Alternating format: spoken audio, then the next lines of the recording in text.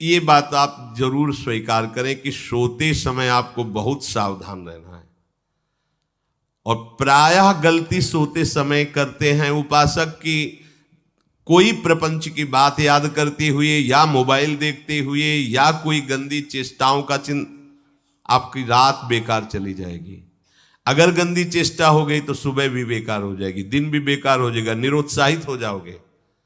सोते समय आपको समय नहीं देना व्यर्थ चिंतन का। उसी समय विषय चिंतन होता है, उसी समय विषय भोग की आकांक्षा जागृत होती, उसी समय विषय देखने की इच्छा होती। मोबाइल है तो जिस समय आप अपनी शैया पर जाएं स्विच ऑफ कर दें। उसमें मैसेज घंटी आने का कोई भी रास्ता मत रखें। मान लीजिए आप उपासक हैं भगवत प्राप्ति के, 30-35 वर्ष ये नहीं था तो सब मर नहीं गए थे। और बोले इमरजेंसी, जब इसकी 30-35 वर्ष से पहले इसकी कोई रचना नहीं थी, मुझे लगता है, क्योंकि 30-35 वर्ष में ही इसका विस्तार देखा है। नहीं तो कभी किसी के पास मोबाइल नहीं। कोई बड़े अधिकारी तो इतना बड़ा वो, इतना बड़ा वाला वो ऐसे रखते थे नहीं तो मोबाइल तो हमें लगता है 30-35 वर्ष। तो फिर इमरजेंसी कैसे चलती थी, कैसे चलती थी इमरजेंसी? और आप ब्रह्मा हो क्या कि इमरजेंसी संभाल लोगे? स्विच ऑफ करो। जो सब इमरजेंसी संभालने के लिए तैयार रात दिन न सोता है, वो हर समय जागृत रहता है, वो हमारा आराध्य देव है। स्विच ऑफ करो, चिंतन लगाओ श्री जी का। ये जो रात्रि के शयन के समय मोबाइल में इधर उधर दृश्य देखने हैं, अपने सर्वनाश का बीज बोना है। मान लो, हमारी प्रार्थना मान लो, ये उस समय मन आपको परेशान करेगा जब कमरे की सिटकिनी अंदर से बंद होगी। सबसे प्रार्थना है रात्रि के शयन के समय। तो बोले फिर ठीक है 10 बजे तक देख लेंगे मोबाइल, इसके बाद शयन के समय भजन कर लेंगे। होगा ही नहीं। क्या तुम देखना चाहते हो? प्रिया प्रीतम के सिवा और कुछ क्या देखना चाहते हो? वो तो सुभग सुंदरी सहज सिंगार है, सहज शोभा सर्वांग प्रति सहज रूप वृषभानुनंदिनी। हमारी स्वामिनी जी की सुंदरता छुपाने के लिए आभूषण पहनाए जाते हैं, औरों को तो आभूषण सुंदरता बढ़ाने के लिए। यहां छवि के छिपाए बे को ऐसे के दास होके क्या देखोगे मोबाइल में? क्या देखना चाहते हो? वासना की क्रीड़ा, और तुम उस क्रीड़ा को देखना चाहते हो? परमार्थ के पथिक हो। देखना है तो प्रभु को देखने की वृत्ति रखो, अन्यथा मूंद लो आंखें। प्यारे, महान फल प्राप्त करोगे। सबसे प्रार्थना है एकांत में मोबाइल रूपी दुश्मन से बचो। क्योंकि जब आप गंदी बात कहीं देखोगे तो आपके अंदर वैसे ही चिंतन बनेगा, वो ऐसे ही लगेगा मैं भी ऐसा करूं, मैं भी ऐसा भोगूं, मैं भी ऐसा देखूं। मान लीजिए आप, जब हमारे शास्त्र कहते हैं कि पशु पक्षियों के मैथुन को भी नहीं देखना है, अगर ऐसा एक बार दृष्टि पड़े तो मानसिक प्रणाम करके दोबारा दृष्टि न देना। और आप मोबाइल में ऐसी चेष्टाएं देखोगे, कैसे आप भगवत भजन करोगे? कैसे भगवत प्राप्ति का उद्देश्य रख पाओगे? ये कलयुग की बहुत महीन चाल है कि उसके बिना काम नहीं चलेगा और हम तुम्हें काम से युक्त कर देंगे। इसके बिना काम चलेगा नहीं, तुमको रखना पड़ेगा। और जब तुम इसे रखोगे तो हम काम अपना कर लेंगे। कलयुग ने कहा हम अपनी व्यवस्था बना लेंगे। यहां कह रहे जब आप नींद में जा रहे हैं तो बिल्कुल मानो मृत्यु शैया पे जा रहे हैं। आपको उस समय नाम जप में बहुत ध्यान देना है, कहीं मन बहक ना जाए। तो क्या होगा, 5-6 घंटे जो आप लेटोगे ना, वो भी भजन हो जाएगा। हमारा जो सततम योमाम स्मरति नित्यशा है ना, ये पूरा हो जाएगा। नहीं, उस समय हम सो जाएंगे तो हमारा 6 घंटे का वियोग हो गया, 6 घंटे भजन रुक जाएगा। और ये 100% पक्की बात अनुभव की कहते हैं। यदि सोते हुए भजन करोगे तो जगते, कई बार तो पकड़ा है कि अगर आधे पद में बेशुद्ध हो गए तो वो पद पूरा जगते ही शुरू हो गया है। मतलब बीच में स्थिति भागवती की रही। जैसे बेहोश करते समय हमने कहा था जब ऑपरेशन के हमें बता देना, तो उनका बाबा अब इंजेक्शन लगाने वाले हैं तो वो 1 मिनट हमें केवल दीजिए, अपनी चित्तवृत्ति। तो जब होश आया तो वही पहले चिंतन चल रहा था, वही चिंतन। जैसे सोने के समय बेहोश हुए तो जगने के समय वही चिंतन, ऐसे ही इंजेक्शन से जब बेहोश हुए और जब होश आया तो वही चिंतन चल। बहुत बड़ा चमत्कार अभ्यास का है। नींद खुले तब से लेकर गाढ़ नींद आने तक स्मरण में कभी रुकना नहीं। और आपको एक छूट दे रहे हैं।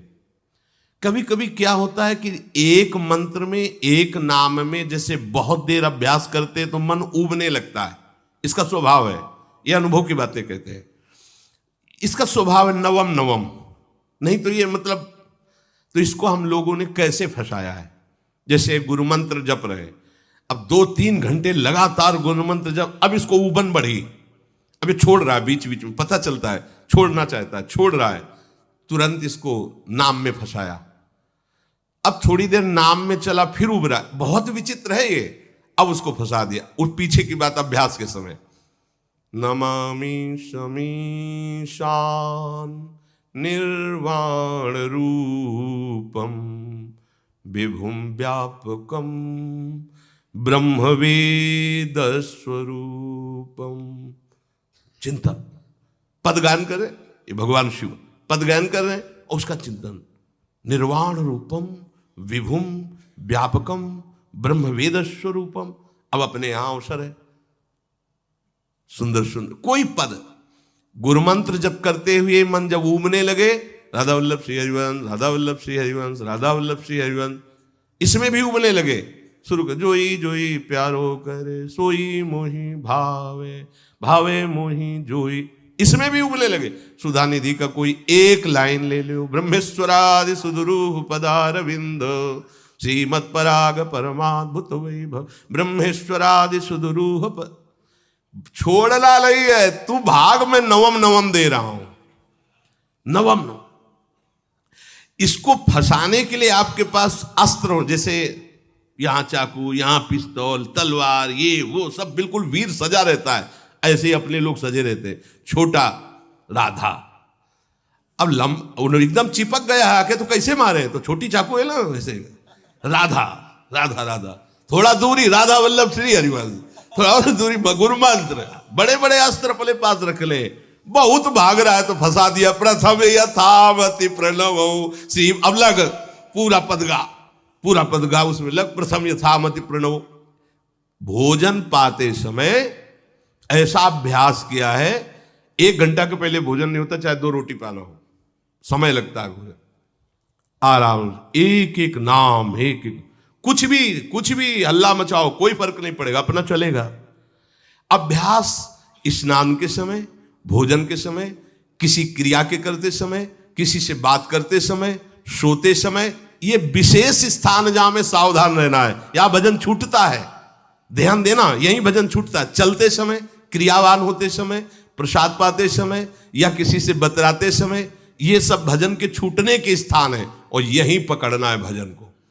जब आपको बिल्कुल न लगे तो मानसिक सब बंद कर दो और गुनगुनाने लगो। जो धुनी आपको अच्छी लगे उसी में नाम, कोई नाम लेके, संसार का चिंतन न होने पावे, चाहे जो कुछ तुम जहां तुम्हारा मन आवे, गंगावरी गोदावरी, कुछ भी भागवतिक चिंतन के सिवा संसार के चिंतन न होने पाए। पहले ऐसे अनन्य बनो, फिर बाद में अनन्यता आती, रसना कटो जो अनरट। हाँ भी विषय चिंतन कर रहे हैं, प्रपंच कर रहे हैं, बोले रसना कटो जो अनरटो, और नहीं बोल सकते, प्रपंच बोलेंगे बस, रसना कटो, ये शब्द वहां नहीं आते। पहले हम आपको छूट देते, भक्त चरित्र, भगवान के चरित्र, नाम, कीर्तन, मंत्र, जो भी चाहो, संसार का चिंतन मत होने देना, पहले ये पकड़ो, फिर आगे चल करके जब पवित्र हृदय होगा तब ये निष्ठा आती, रसना कटो जो अन रटो, निरखियन फुटो नयन। मान लो संसार का चिंतन नहीं करने देना है इसको, आप जैसे बने वैसे करो भागवतिक चिंतन। कोई नाम ले लो, कोई मंत्र ले लो, तुम्हें जो प्रिय लगे, हम छूट देते हैं। ये हम नहीं करें कि रसना कटो जो अन रटो, ये बाद की बात है। हमें पहले इसका संसार चिंतन रोकना है। कैसे छूटेगा, कैसे छूटेगा, हमें यह पकड़ना है। नहीं तो निष्ठा की बात, जो हरि नाम जगत त्रिशिरोमणि वंश बिना कब हूं, हरिवंश बोलेंगे नहीं, हरि बोलना नहीं है, हरि बोलना नहीं, क्योंकि जो हरिनाम जगत शिरोमणि वंश बिना, हरिवंश बोलना नहीं है क्योंकि प्रपंच में रति। तो क्या करो, जो तुम्हें प्रिय लगे पहले उसे पकड़ो, ये हम अंदर की बात करें, प्रवचन की बात नहीं कह रहे। मन को फंसाना है हमें। राम कृष्ण हरि जहां लगे इसको लगाओ, पहले इसको फंसाओ, संसार का चिंतन न होने दे। गीता भागवत भक्त चरित्र कुछ भी कहीं भी इसे फंसाओ, पहले संसार का चिंतन न होने दो, फिर लाओ इसको घुमा के निकुंज वाटिका में। फिर तो भागेगा ही नहीं, फिर नहीं भागेगा। अब सीधे निकुंज वाटिका में किसी महाभाग्यशाली गुरु आश्रित का लगेगा, अन्यथा बहुत प्रपंची मन है। आप आश्रय इधर का लोगे, प्रपंच का चिंतन करोगे, बात बनेगी नहीं। चिंतन छोड़ना है हमें, जैसे बने तैसे संसार का चिंतन छूट जाए तो हम विजय को प्राप्त होंगे। ध्यान दीजिए, इस परमात्म तत्व को वही प्राप्त कर पाता है जिसका राग बीत गया है, खत्म हो गया है, वैराग्यवान। ज्यादा परिश्रम नहीं है वैराग्य में, विवेक नहीं होने के कारण हम वैराग्य नहीं धारण कर पाते। हम बाहरी बातों को वैराग्य ले लेते हैं, ऐसा कपड़ा बदल लेना या कपड़ा ना पहनना या लौकी का कमंडल, मिट्टी का पात्र, तो हम अपने को वैरागी। बात यहां नहीं रुकेगी। वैराग्य का इतना ही मतलब नहीं, ये भी एक बाह्य अंग है वैराग्य का, पर वैराग्य का सच्चा स्वरूप है वीतरागा। कहीं कुछ भी अच्छा नहीं लग रहा, कोई भी सुख आकर्षित नहीं कर रहा, लोक लोकांतर की प्रतिष्ठा, मान, सुख, ऐश्वर्य, व्यक्ति, कुछ अच्छा नहीं, राग खत्म हो गया। ऐसा उस अक्षर ब्रह्म को, अविनाशी तत्व को जान पाता है। जगते भयो फिरे बैरागी। जैसी हरिवंश प्रपंच बंच सब ये काल ब्याल को खायो। हालत यह है कि जैसे सांप ने मेढक को पकड़ रखा और मेढक सामने पतिंगा को, कीड़े को पकड़ना चाहता है। उसे यह पता नहीं कि मैं खुद किसी का कवल बन चुका हूं, वो एक झटके में मुझे अपने पेट में ले जाएगा। ऐसे ही हम सब हैं, काल के द्वारा ग्रसित है। काल ने हमें पकड़ रखा है, पर हम भोग भोगना चाहते हैं। हम नाना प्रकार की मान प्रतिष्ठा पाना चाहिए, ये पता नहीं एक झटके में हमारा अस्तित्व ही खत्म हो जाएगा। जिनके अंतःकरण में किसी भी व्यक्ति, वस्तु, स्थान, पद, प्रतिष्ठा का राग ही नहीं रह गया है, उसे कहते हैं वैराग्यवान। वीतरागाः, राग ही नहीं है। जिनका अंतःकरण निष्पाप निर्मल हो चुका है, जिनके हृदय में केवल भगवत प्राप्ति की उत्कट लालसा जागृत हो गई है, ऐसा साधन संपन्न उपासक परमात्म तत्व में प्रवेश पाता है। अध्यात्म मार्ग की ऊंचाई पर वो स्थित हो जाता है। यदि छंतु ब्रह्मचर्यम चरंती, जिनकी इच्छा एकमात्र भगवत प्राप्ति की है, यदि छंतो, तो उनको क्या करना होगा? ब्रह्मचर्यम चरंती, ब्रह्मचर्य का पालन करना होगा। प्रत्येक इंद्रियों का निर्विषय हो जाना वास्तविक ब्रह्मचर्य है। केवल जनेंद्रिय से ही ब्रह्मचर्य को नहीं लेते। हमारी प्रत्येक इंद्रिय भोगों से रहित होकर भगवत अनुराग में, नेत्र प्रभु को देखना चाहते हैं, त्वगेंद्री प्रभु को स्पर्श करना चाहती है, घ्राणेंद्री प्रभु के श्री अंग की गंध पाना चाहती है, श्रवणेंद्री प्रभु के वचन सुनना चाहती है। एक एक इंद्रिय अपने प्रभु में लग गई, अंतर्मुख हो गई, बाहर विषयों का त्याग हो गया। इसे ब्रह्मचर्य कहते हैं। पर प्रारंभिक ब्रह्मचर्य में जनेंद्रिय का ब्रह्मचर्य अत्यंत आवश्यक है। यदि जनेंद्रिय जन्य व्यभिचार दोष से युक्त है तो कदापि उसे भगवत प्राप्ति नहीं हो सकती। शुभ गति व्यभिचारी शुभ गति चाहे, असंभव। और भगवत मार्ग में सबसे बड़ा दुश्मन यही व्यभिचार दोष है, काम। इसी से हमारा हृदय मलिन होता रहता है, अंधा बटे और पड़ा चबाए वाली दशा रहती है। कहते हमें 50 वर्ष हो गए। अरे 50 जन्म हो जाए, तुम व्यभिचार करो, गंदी बातें करो, गंदे चिंतन करो, सो समय व्यतीत कर, अनंत जन्म व्यतीत हो गए, भगवत प्राप्ति हुई क्या? 50 वर्ष से भगवत प्राप्ति हो जाएगी क्या? 5 मिनट काफी है भगवत प्राप्ति में, एक बार नाम काफी है। वो स्थिति तो लाओ। बार बार बहिर्मुख वृत्तियों के द्वारा विषयों में सुख बुद्धि कर लेने से हमारा सारा का सारा अध्यात्म चिंतन बदलता रहता है, इसलिए लाभ नहीं मिल पाता, एक रस चिंतन नहीं रह पाता। बार बार विक्षेपी विषय करते रहते हो, हम सहते रहते हैं और भोगते रहते हैं।